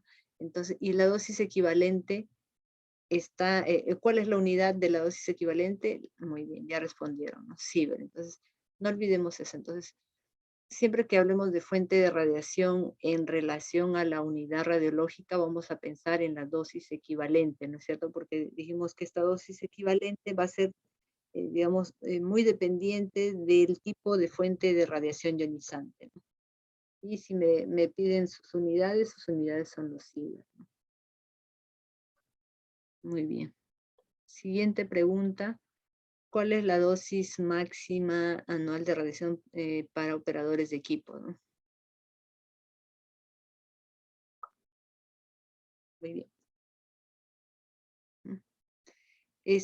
100 sería si me dijeran en 5 años, ¿no? Entonces, en 5 años no debería superar los 100, ¿no? Pero por año serían 20 milisievert en promedio, ¿no?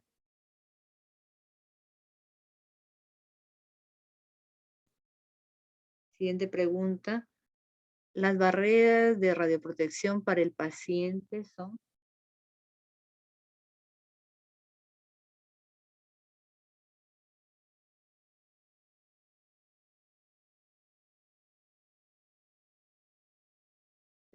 Muy bien, porque las otras ya son barreras de protección. Bueno, por ejemplo, la mascarilla no es de radioprotección, ¿no? Pero sí es una barrera de protección, pero ya para el operador, ¿verdad? Igual los guantes no son barreras de radioprotección, pero bueno, sí también sirven de protección, ¿no? De bioseguridad, ¿no? Pero para el operador, ¿no? Siguiente pregunta. ¿Qué institución se encarga de la regulación del uso racional, ¿no? De la radiación ionizante? Ajá, muy bien. El IPEN, y no olvidemos que tiene una oficina específica para esta regulación. ¿Cómo se llama esta oficina? Que también podría ser respuesta, ¿no?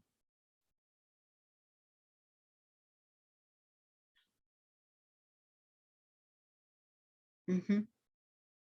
Muy bien. Entonces, si es que no estuviera entre las respuestas IPEN, puede estar OTAN y también la respuesta, ¿no? Siguiente pregunta. Según el tipo de interacción con las moléculas blanco, el efecto indirecto de los rayos X está asociado a...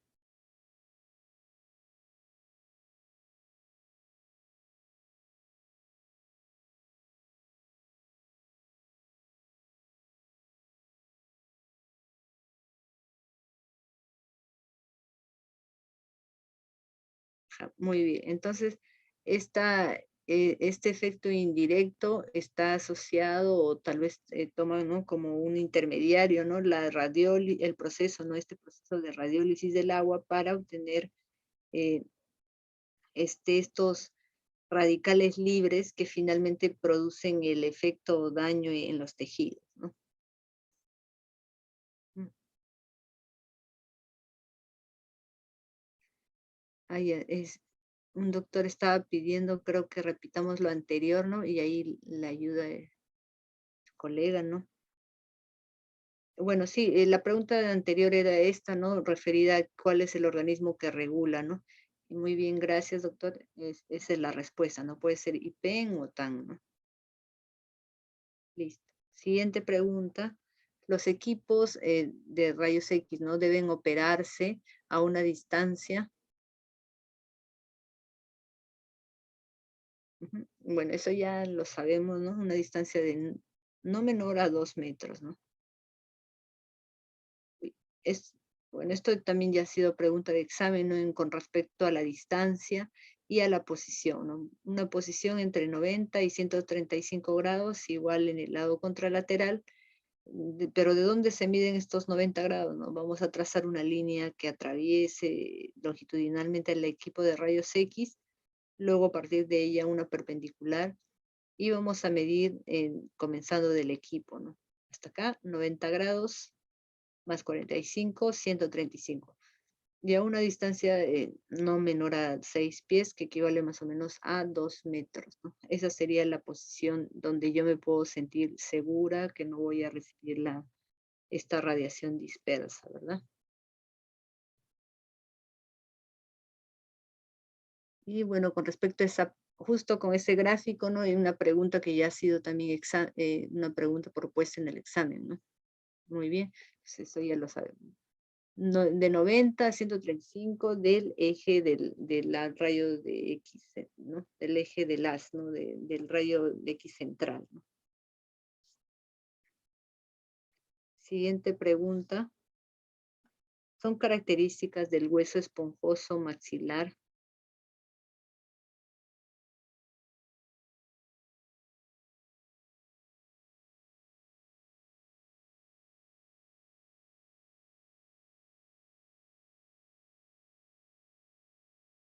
Maxilar superior, maxilar superior.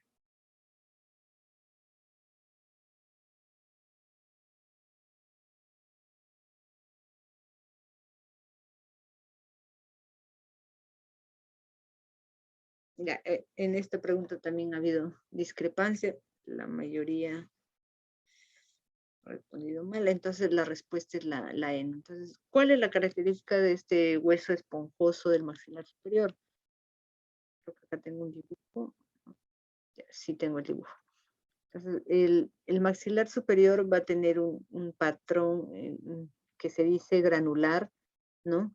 Que está caracterizado por presentar múltiples trabéculas finas y abundantes, espacios medulares pequeños, que dan como resultado este aspecto que les había dicho, ¿no? El aspecto granular, ¿no? A diferencia del maxilar inferior, que va a tener todo lo contrario. Entonces, ¿cuál sería la respuesta acá en las características del esponjoso del maxilar inferior? Pues ya dije que será todo lo contrario al maxilar superior.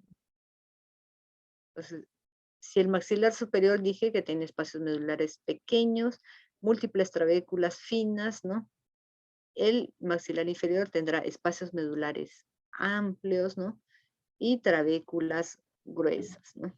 Ujú, muy bien, esa es la respuesta. Entonces, estas trabéculas del maxilar superior son gruesas e incluso tienen una disposición muchas veces paralelo y son, digamos, tan escasas, ¿no? Que en la parte inferior de los ápices de los molares muchas veces pareciera que no existieran trabéculas, ¿no? ¿Por qué? Porque han disminuido tanto que da la apariencia, ¿no? Que no hubiera.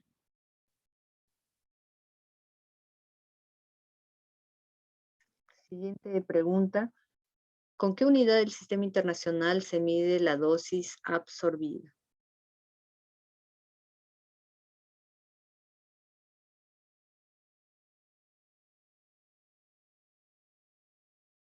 Entonces, si hablamos del sistema internacional, en RAD no puede ser respuesta, ¿no es cierto? ¿Mm? Muy bien, entonces dosis absorbida se mide en Gray, ¿no? Entonces no olvidemos, exposición se mide en Coulomb sobre kilogramo, según las unidades internacionales. La dosis absorbida en Gray, ¿no? Bueno, dosis equivalente y efectiva ya sabemos en Sievert. Bueno, radioactividad en becquereles, ¿no? Siguiente pregunta. ¿Qué sucede con la imagen radiográfica de una pieza dentaria del maxilar superior cuando la angulación positiva es menor a la establecida? O sea, digamos, en vez de tomar con 40, tomé con 20. ¿Qué pasa con la imagen resultante?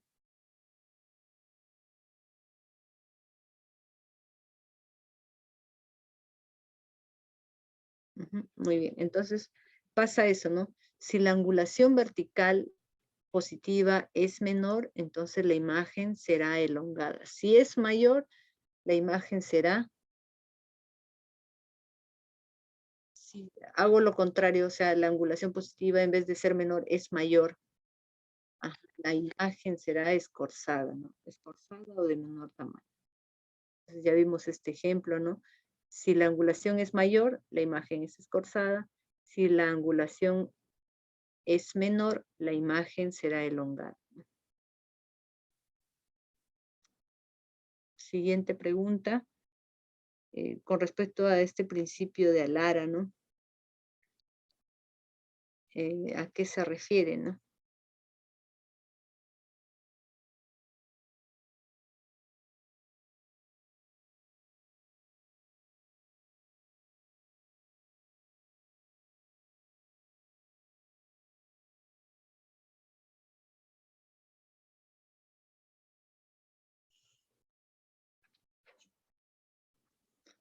Muy bien, entonces el principio de Alara nos dice que usemos las herramientas, ¿no? De forma óptima y razonable a la radiación. Entonces tenemos que optimizar, ¿no? En el uso de la radiación ionizante.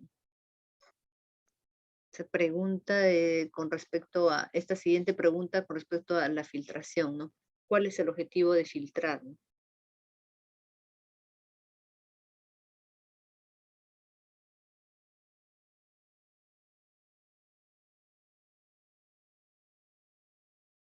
Muy bien. Entonces voy a eliminar selectivamente los fotones de baja energía, que son fotones que no me van a servir para la formación de la imagen radiográfica, ¿no?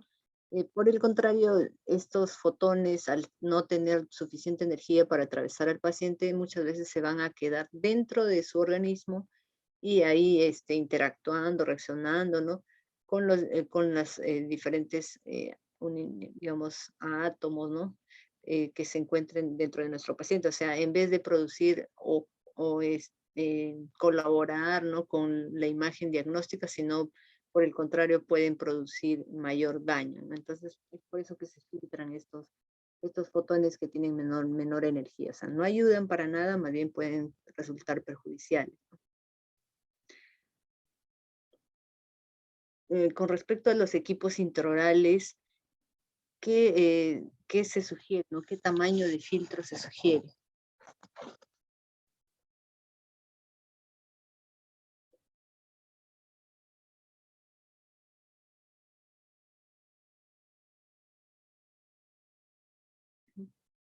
Entonces, generalmente nuestros equipos intraorales están operando, ¿no? Con 70 kV de voltaje. Estos equipos tienen como filtro 1.5 milímetros de aluminio. Ahí está. ¿Qué técnica radiográfica está indicada para, digamos, el diagnóstico de cialolito submaxilar? Bueno, este ya vino con respuesta, ¿no? Entonces, sí, la técnica oclusal estaría indicada para, digamos, buscar estos cialolitos. Esta técnica oclusal también tiene otras indicaciones, como en este caso, ¿no? Controles de disyunción para la evaluación, digamos, para ver la dimensión de estas lesiones osteolíticas, ver el trayecto de las fracturas, incluso desplazamiento de los fragmentos, ¿no? Y otra de sus indicaciones es el hallazgo de estos cialolitos, que son calcificaciones dentro de los conductos glandulares, ¿no? Entonces, estas calcificaciones pueden ser tan grandes como esta, ¿no? Inmensas, o también podrían ser puntiformes, bastante discretas, ¿no? Entonces, pero la idea para, digamos, hallar estos cialolitos es hacer radiografías oclusales, pero con menor tiempo de exposición para que puedan salir así como se puede observar, ¿no? Blandas, donde pueda diferenciar estos cialolitos.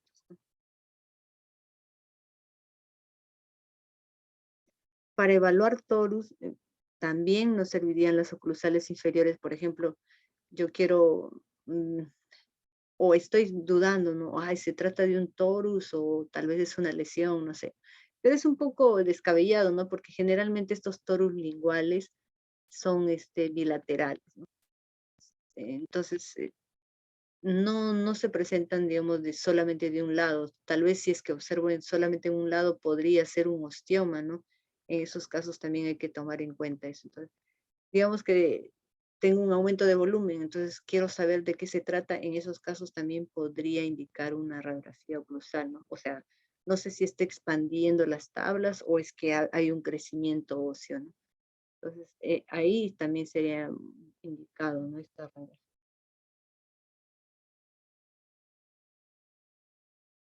En torus linguales o algún aumento de volumen de tabla vestibular o lingual que yo no sepa de qué se trata, ¿no? En un primer momento puede ser una radiografía oclusal, si todavía no discierno de qué se está tratando, incluso puedo ya echar de mano a la tomografía, ¿no? Pues depende mucho del criterio del clínico y de lo que esté observando en el momento, ¿no?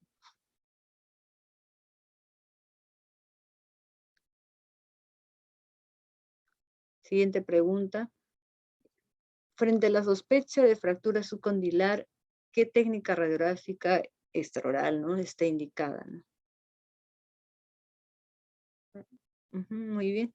Entonces, esta es una de sus principales indicaciones, ¿no? La fractura subcondilar. Entonces, podría ser que venga como un caso o directamente la pregunta, ¿no? Town inversa o inversa de town.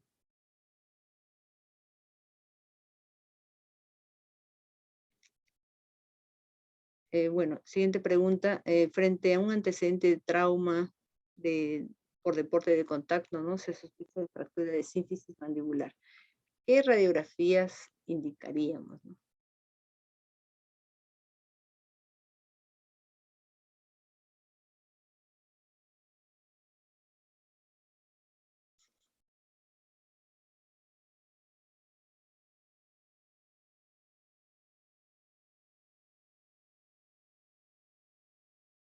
Bueno, ya tenías, ¿no? Entonces, frente a la sospecha, imaginemos un paciente que viene con un antecedente de trauma, le golpearon con algún objeto contundente, se cayó de cara, no sé, pero sospecho de fractura mandibular, digamos, ¿no? Porque yo ya veo que el plano de oclusal no está, digamos, continuo, sino que hay digamos, un desbalance, no veo digamos, la mitad que estuviera más cefálico que el lado, el tercer cuadrante, ¿no? Entonces, si veo estos desniveles, yo sospecho de una fractura mandibular, incluso podría ser con desplazamiento. Lo primero que debo hacer es indicar una radiografía panorámica. ¿Por qué? Porque muchas veces estas fracturas de sínfisis o cuerpo mandibular están relacionadas también a fracturas subcondilares. Entonces, en una radiografía panorámica ya voy a tener una idea, ¿no? De todo, ¿no? Voy a ver si tal vez podría ser que acabe un escalón, algo que ya me haga sospechar de alguna otra fractura, ¿no? Entonces, en ese caso, bueno, en el caso de que solamente sea la parte, digamos, como en este caso, no solamente la sínfisis mandibular, entonces podría complementar el estudio o completarlo, ¿no? Con radiografías oclusales, ya sean estrictas o radiografías anteriores, oclusales anteriores, ¿no? Para ver el trayecto y si hubiera desplazamiento de los segmentos, ¿no? Y con estas radiografías, el clínico, el maxilofacial, podría fácilmente reducir esta fractura, ¿no? En casos más complejos, tal vez incluso con fracturas condilares, en esos casos sí podría indicarse, ¿no? Ya, o sea, ya hacer uso de la tomografía con BIM, ¿no? Para ver exactamente cuál es el posicionamiento de estos fragmentos, ¿no? Sobre todo para la planificación del tratamiento, ¿no? Pero en casos así que son bastante específicos, solamente la sínfisis, fácilmente el clínico puede entrar a sala con estas imágenes. Entonces sí se puede trabajar, ¿no? Bueno, pero eso también está a criterio del clínico, ¿no? Ajá, cómo se sienta el más cómodo. Siguiente pregunta. Según el tipo de interacción con las moléculas blanco, el efecto indirecto de los rayos X está asociado a...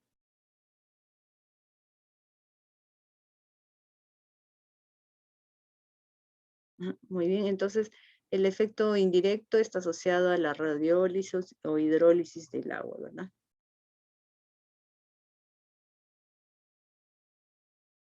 Ya creo que esta es la última pregunta.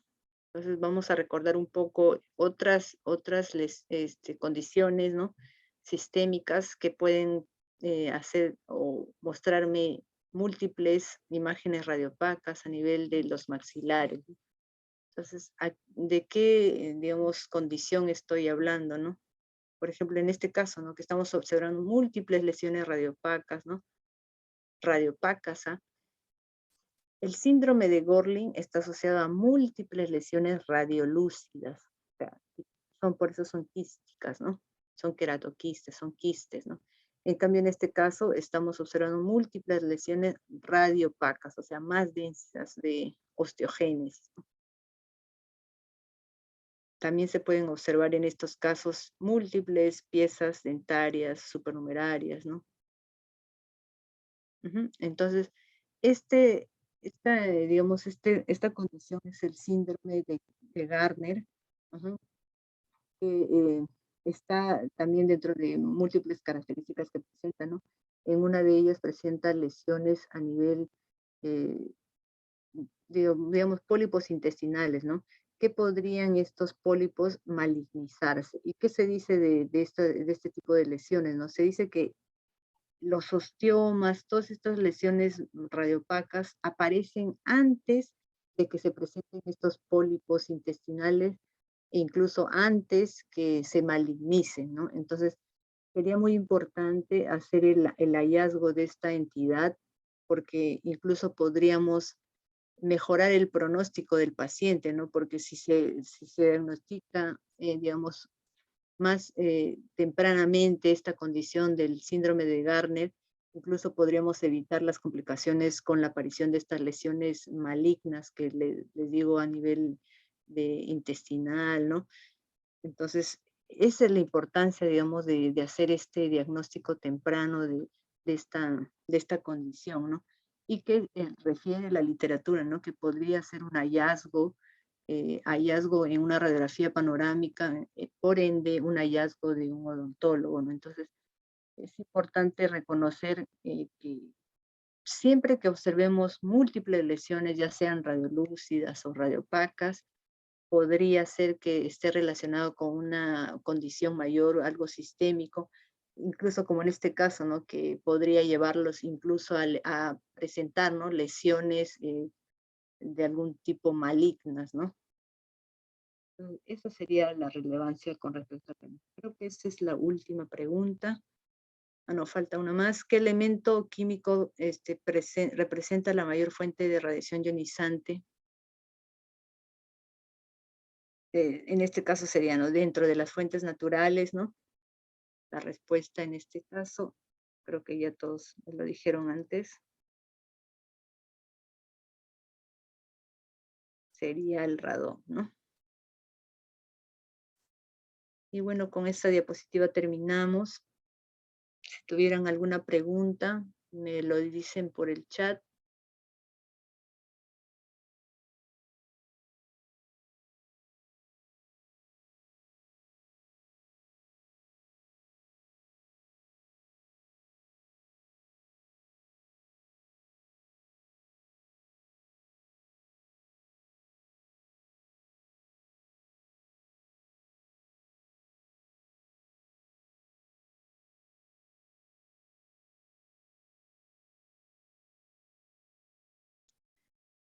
Bueno, entonces, gracias a ustedes por su atención y que tengan todos buenas noches. Creo que se han esforzado bastante y es bastante tarde, esperen estar cansados.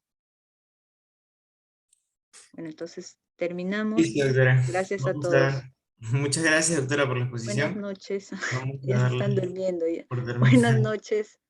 A ver, buenas noches, buenas noches. A ver.